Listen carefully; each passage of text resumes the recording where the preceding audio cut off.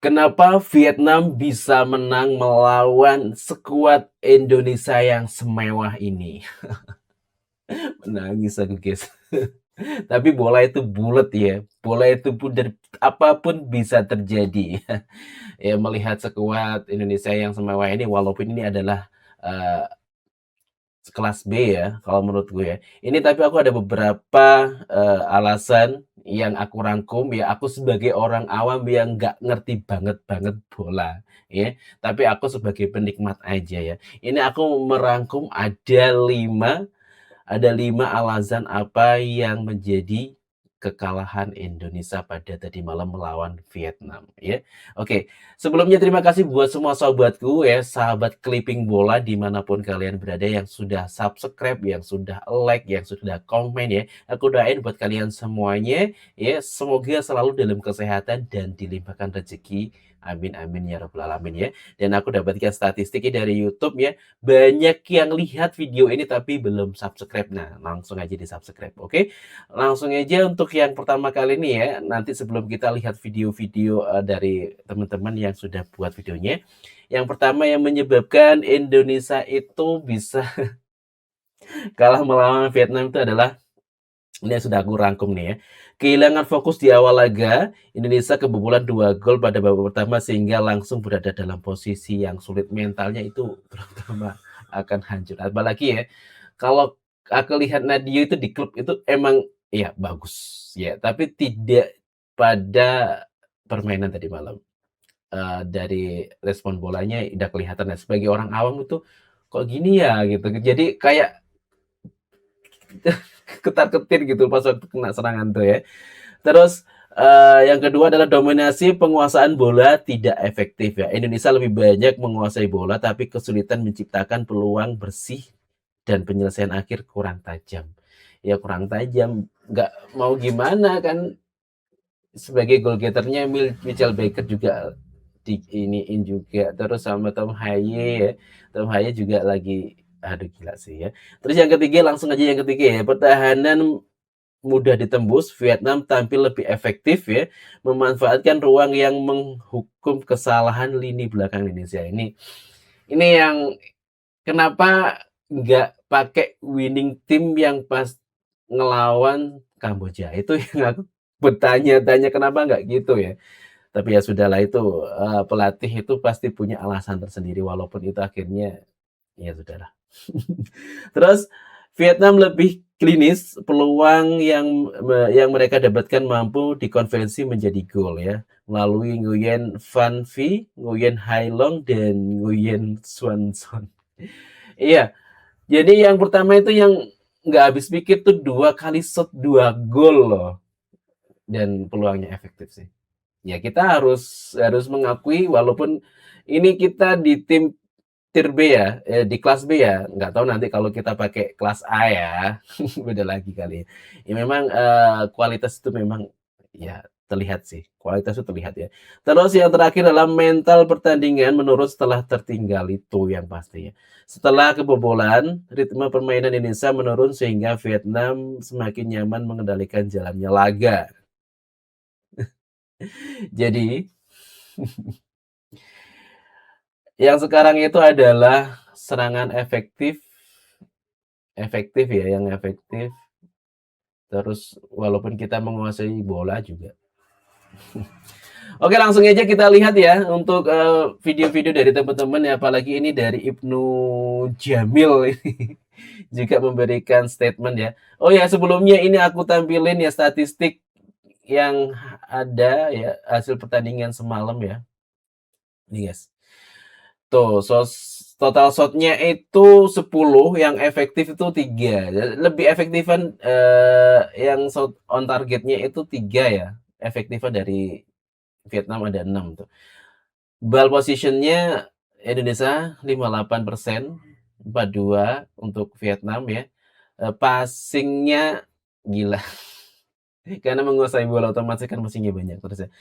Terus untuk pelanggarannya 13, 6 untuk Nguyen ya, untuk nah ini, kita tuh sering dihantui dengan ketidakadilan ya, kecurangan dari Vietnam ya. Ini tapi Ya awal-awalnya sih aku juga jengkel ya pas waktu Tom Haye itu kena kena dengkul, kena sunduk ya. Ya oke untuk rekatnya nggak ada, offsetnya 2 kali Nguyen ya, tapi ini offset ini juga bikin ketar-ketir juga sih kalau kita bikin kejebakan offset itu, kalau nggak dipakai offset kan bahaya ya. Untuk connect cornelnya 3 untuk Indonesia dan 2 untuk Vietnam itu ya. Oke langsung aja ya saat ini kita akan tampilkan, dari video-video dari teman-teman ya, untuk Ibnu Jamilo langsung aja gaskan guys. John Hartman dibuat mati kutu oleh sepak bola Vietnam. Nah, inilah akhirnya timnas Indonesia ketemu dengan kekuatan sepak bola Asia Tenggara yang sesungguhnya, di mana memang Vietnam adalah salah satu kekuatan sepak bola Asia Tenggara. Mereka bermain rapi, bermain sabar, disiplin, reaktif footballnya, badai serangan baliknya pun sangat luar biasa, tangguh maksimal, gokil John, efektif banget, di mana Indonesia sepertinya memang dibiarkan untuk memegang bola, tapi tetap menjaga area pertahanan mereka dengan rapat. Dan itu terbukti Tom Haye tidak bisa berbuat apa-apa. Lalu Reinders, Jordi, Rido mempunyai koordinasi yang buruk. Apalagi juga penjaga gawang Nadeo cukup kaget dengan serangan-serangan cepat dan 2 gol salah membaca arah bola. Tapi di luar itu semua, gue yakin sepertinya ini timnas kita belum mengeluarkan kemampuan terbaiknya. Mereka sepertinya ada keraguan-raguan dalam permainan lawan Vietnam ini. Kayak mainnya tuh nggak jelas John. Skema permainannya itu aduh bener-bener nggak jelas. Tapi ketika babak kedua masuknya Beckham Putra dan juga Rizky Eka, sedikit menambah daya gedor. Meskipun masih belum mampu membuat gol. Gue yakin John Hartman kaget banget. Wow. Iya betul sekali. Jadi yang terjadi itu kayak itu guys. Yang menjadi ketakutan saya saat pertandingan menghadapi Timor Leste ternyata terjadi di pertandingan menghadapi Vietnam ya. Saya harus bilang kali ini John Hartman melakukan menurut saya melakukan sedikit kesalahan. Kenapa? Saya setuju bahwa the winning team harusnya dipertahankan. Saat pertandingan menghadapi Kamboja itu sebenarnya salah satu skuad yang bagus ya di mana Tom Haye seperti yang aku bilang tadi, the winning team itu harusnya dipertahankan ya, walau kita memang pengennya itu juara. bisa bermain lebih enak. Di belakang itu trionya itu bagusnya Rido di tengah ya toh, kanan Sandy Walsh, kiri Sen Patinama ya. Jadi kenapa harus ada Jordi Amat di sana? Kenapa kalaupun Jordi Amat dimainkan tidak berada di tengah gitu? Jadi Ivar sama Jordi di tengah gitu loh, menopang seorang Tom Haye ya. Sayang sekali pertandingan ini harus lepas dengan 0 poin. Sayang banget ya. Kita harus merelakan poin kita untuk ya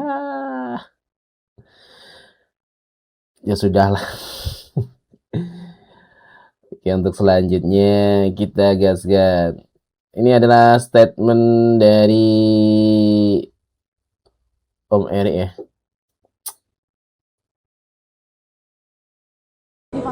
Ya tadi sesuai dengan arahan Bapak Presiden, sepak bola ini bukan hanya sekedar olahraga, tetapi sepak bola ini adalah tentu pembangunan karakter, martabat bangsa.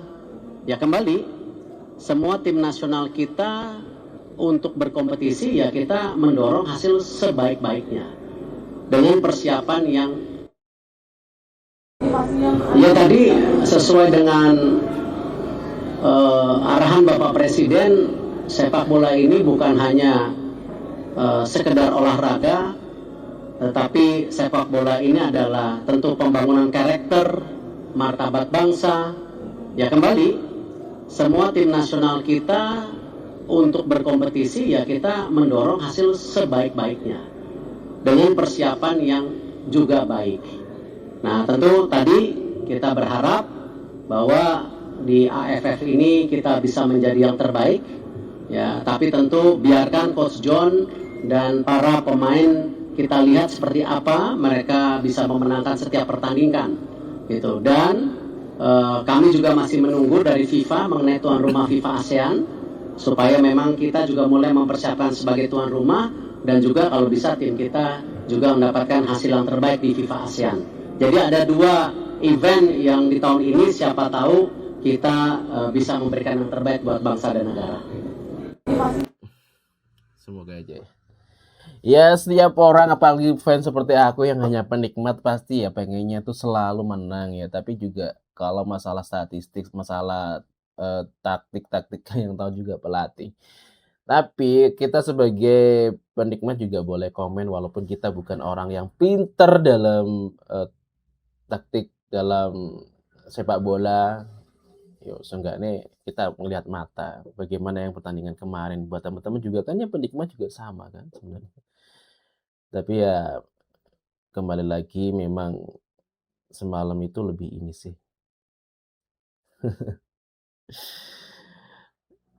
Oke, kita tegaskan ini adalah statement dari Bang Didi.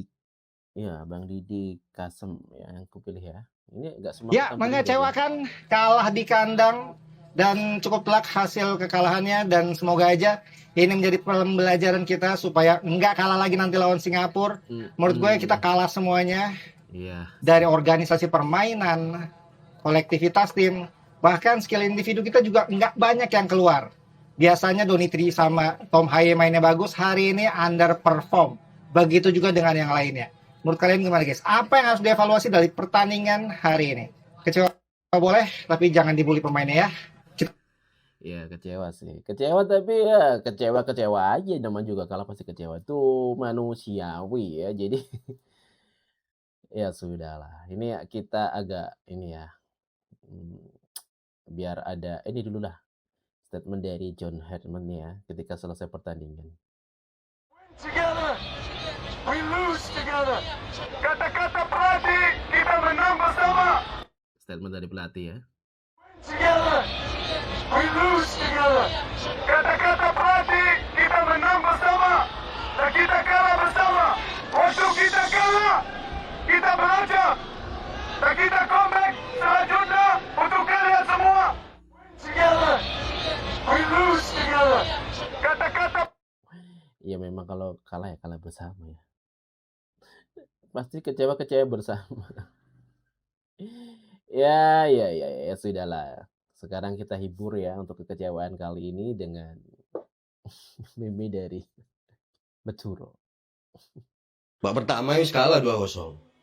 Apa? Apa mana saiki? Mutar. Sing penting ball possession, sing penting itu hasil akhir. Ndi Nadio. Aku ngerti, iku salahnya back. Cuma satu-satunya yang bisa menyelamatkan itu awakmu. Ojo nebak dah. Hah? Ditebak dikira umpan silang, gol kan? Tak percaya ambek backmu, ha? Gol kedua bisa. Maju mundur. Akhirnya di pressing tok gol kan? Ya Allah. Engko pasti ono sing ngomen. Main ofu, lek iso kon. Aku lek main iku enak. Takok sing pernah main ambek aku. Enak mainku. Ya kalah fisik tok ae. Ya wis, mulai. Babak pertama wis kalah. Kita lihat ya untuk peluang selanjutnya melawan Singapura ya. Singapura ditahan. Vietnam aja ditahan 0-0 ya. Ini adalah klasmen ya. Vietnam sekarang menduduki peringkat pertama karena dia menang agregat gol dengan Singapura dan sedangkan Indonesia poinnya 6 ya. Jadi kalau seandainya Indonesia ini 0-0 gitu aja ya. 0-0 melawan Singapura itu Indonesia bisa lolos sih karena Indonesia butuh seri aja kayaknya. Butuh seri untuk karena dia ini kan enggak Indonesia keunggulan 4 soalnya. Ya. Jadi minim itu harus 1-1 kalau enggak sih. Ya. Ya menang lah, harus menang, wajib menang ini soalnya sisanya itu 4 ya. 4 sama. Oh enggak. Butuh 0-0 boleh ya. 0-0 masih bisa nih. Tapi lebih amannya kita harus menang. Mau enggak mau kita harus menang melawan Singapura ya untuk kedepannya.